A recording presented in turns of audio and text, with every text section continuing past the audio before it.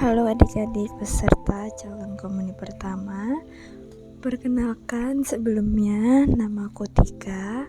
Aku akan menemani teman-teman selama persiapan komuni pertama ini untuk perlahan-lahan memahami apa itu makna Ekaristi.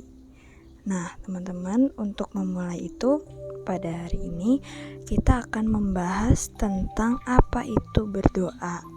Nah, tentunya sebelum kita mulai pengajarannya, pengajaran pada hari ini atau kegiatan pada hari ini akan kita awali dengan doa.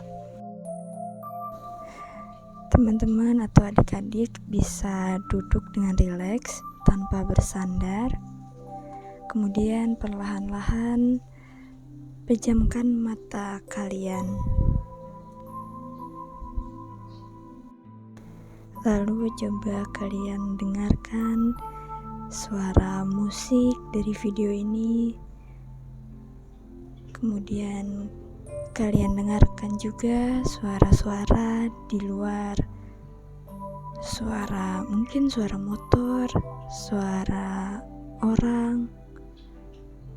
Semua suara-suara yang di luar dari video ini kita terima dan kita dengarkan.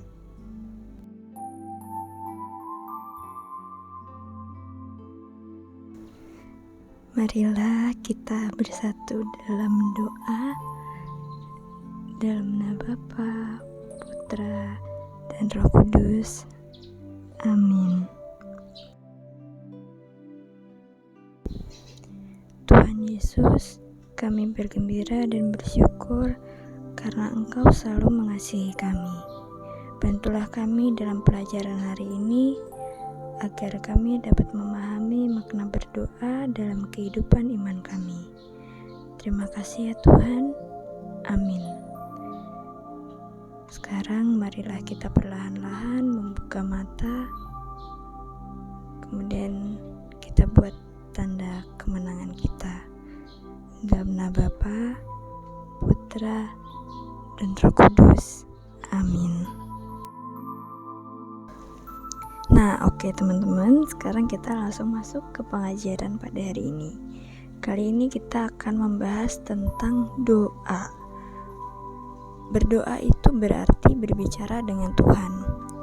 Nah, maka sangat menyenangkan bila ketika kita berdoa, kita membayangkan Tuhan hadir. Ketika kita berdoa, kita sambil membayangkan Tuhan duduk di samping kita ataupun duduk di depan kita. Nah, sambil membayangkan itu, kita bisa merasakan Tuhan yang hadir itu sebagai seorang sahabat yang ramah untuk kita. Kemudian kita mulai bercakap-cakap nih, kita mulai cerita kepada Tuhan. Tentu pertama-tama kita mulai dengan mengucap syukur. Kita berterima kasih atas segala yang telah Ia berikan, yang telah kita terima. Dan kemudian setelah kita mengucap syukur itu, kita mulai untuk bercakap-cakap. Kita curhatlah istilahnya kepada Tuhan tentang pengalaman hari ini, tentang keluh kesah hari ini, tentang segalanya yang ingin kita sampaikan kepadanya. Nah, dalam doa itu, Tuhan menjadikan dirinya sebagai sahabat yang setia untuk mendengarkan segala keluh kisah kita, segala persoalan hidup kita.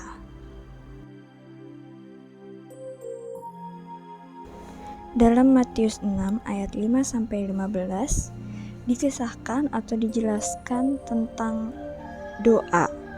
Apa itu berdoa?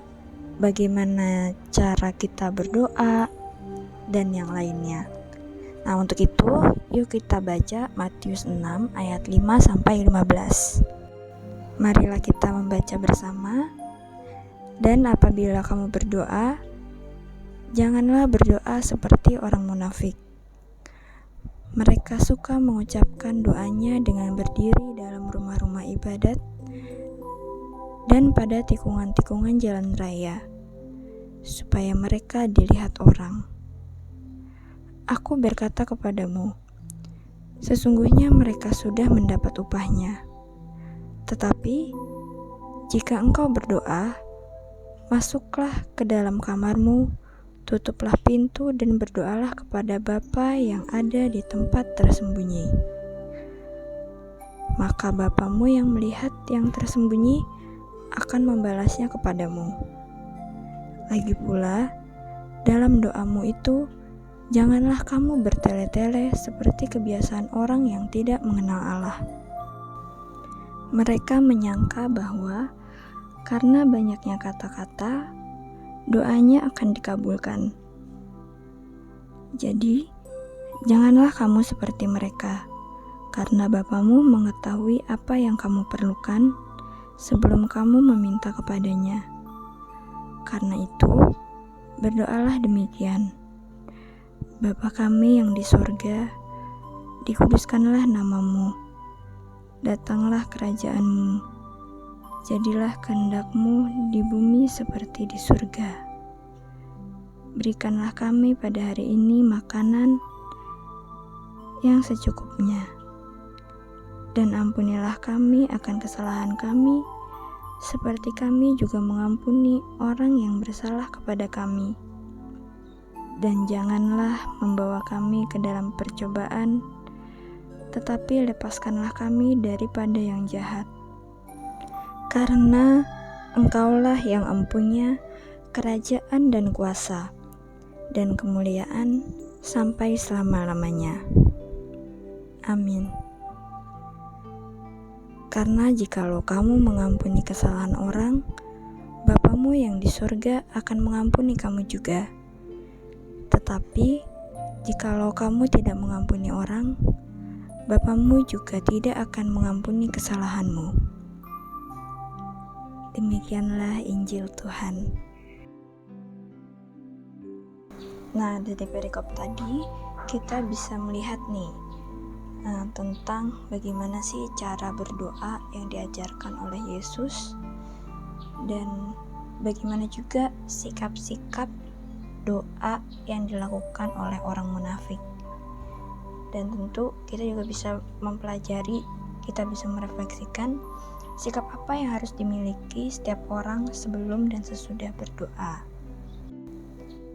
Yesus mengajarkan kepada kita melalui perikop tadi tentang cara-cara berdoa. Yang Yesus ajarkan pertama dalam perikop tadi itu, masuk ke dalam kamarmu, tutup pintu, dan berdoa di tempat tersembunyi.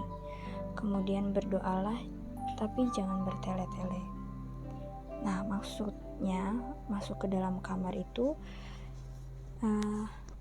berdoalah karena kamu memang ingin berkomunikasi dengan Tuhan. Tapi jangan berdoa karena kamu ingin dipuji atau dilihat orang. Nah, kemudian Yesus juga mengajarkan ketika kita berdoa, kita jangan bertele-tele. Maksudnya ialah ketika kita sedang berdoa, doalah sesuai dengan hati kita. Apa yang ingin kita ucapkan, apa yang ingin kita ceritakan. Jangan bertele-tele, karena sebenarnya sebelum kalian sudah cerita, sebelum kalian sudah berdoa, Tuhan sudah paham dan sudah tahu apa yang menjadi persoalanmu, apa yang menjadi kebutuhanmu. Jadi berdoalah dengan ringkas, jelas, dan tidak perlu bertele-tele. Kemudian dalam Matius 6 ayat 5-15 dijelaskan juga tentang bagaimana sih sikap berdoa yang dilakukan oleh orang munafik. Nah, tentunya sikap-sikap ini bisa kita jadikan pengajaran agar kita tidak mengikutinya. Dan diceritakan bahwa orang-orang munafik ini berdoa di tempat-tempat yang terlihat oleh banyak orang. Nah, maksudnya mereka berdoa di tempat-tempat seperti itu ialah supaya bisa dilihat orang banyak tentunya. Jika dilihat oleh orang banyak, mereka tentu akan dipuji. Nah, sikap inilah yang tidak diinginkan oleh Yesus, karena berdoa itu bukan untuk dipuji tapi untuk menjalin relasi yang lebih dalam dengan Allah Bapa.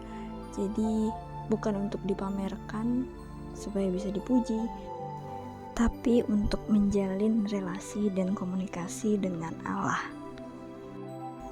Sikap-sikap yang perlu kita miliki sebelum berdoa dan sesudah berdoa berdasarkan perikop tadi itu hanya satu, yaitu kerendahan hati. Sikap yang paling utama ketika kita ingin berdoa dan sesudah berdoa cukup dengan bersikap rendah hati. Jika kita bisa bersikap rendah hati, maka sikap hormat, sikap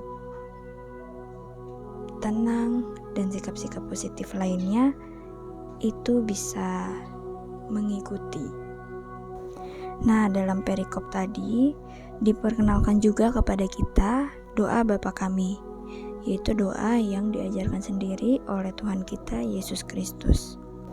Doa Bapa Kami juga sering disebut sebagai doa kehidupan. Nah, kehidupan Yesus pun juga selalu diisi dengan kegiatan-kegiatan doa. Ketika Yesus memberi makan orang banyak dan mengadakan perjamuan kudus, Yesus mengajak murid-muridnya untuk berdoa. Para murid Yesus dan semua orang yang percaya kepadanya juga mempunyai kebiasaan berdoa. Bagi orang beriman seperti kita, doa-doa dasar seperti doa Bapa Kami, Salam Maria, dan Aku Percaya itu merupakan contoh dari doa-doa pokok. Doa-doa pokok itu tentunya perlu kita ketahui. Nah, langkah pertama yang bisa kita lakukan untuk mengetahui isi doa-doa pokok itu ialah dengan mendoakannya setiap hari. Nah, yuk coba kamu doakan Bapa Kami dan Aku Percaya setiap kali kamu berdoa. Minimal pada malam hari sebelum kalian tidur. Setelah kalian mendoakannya setiap hari, coba nanti pada hari Sabtu, tanggal 20 Februari 2021, kamu ucapkan doa Bapa Kami dan doa Aku Percaya itu di depan ibu atau ayah kamu, supaya kamu tahu bahwa kamu tuh sudah dapat mengetahui isi kedua doa itu, dan tentunya tanpa melihat teks. Oke teman-teman, pengajaran pada hari ini sudah selesai. Marilah kita persiapkan hati dan pikiran kita untuk mempersiapkan doa penutup. Marilah kita berdoa dalam nama Bapa, Putra, dan Roh Kudus. Amin. Tuhan Yesus yang baik, kami berterima kasih karena Engkau telah mengajarkan kami cara berdoa yang baik. Ajarilah kami agar selalu berharap dan selalu ingat untuk bersyukur kepadamu di setiap harinya. Amin. Dalam nama Bapa, Putra, dan Roh Kudus. Amin. Terima kasih teman-teman semua. Selamat melanjutkan aktivitas hari ini. Semangat semuanya. Tuhan memberkati.